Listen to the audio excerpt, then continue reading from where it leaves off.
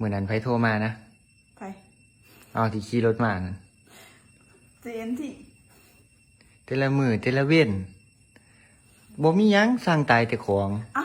มาสั่งกระเป๋าดินสอทุกมื้อโทรทุกมื้อเมื่อนั้นกระเป๋าดินสอมาส่งกระเป๋าดินสอหยังเอาใส่กระเป๋าดินสอก็เมื่อนั้นกระเป๋าดินสอมาส่งดีดินี่หยังนี่มันแถมสบู่ม่านแถม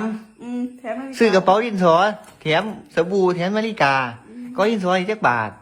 39 บาท39 บาทมันแถมนาฬิกาพร้อมอู้เอาบอกร้านไหนบอกเนี่ย39 บาทบอกเดี๋ยวสิสั่งอีก10สูตรโอ้ยยาเถาเอาก็แม่นตัวล่ะเอาบอกบ่ก็สิจมตัว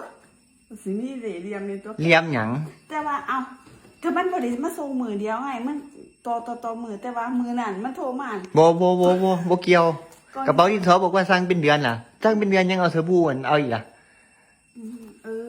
มันมาส่งแล้วก็รับมันไปถอแต่ละมือ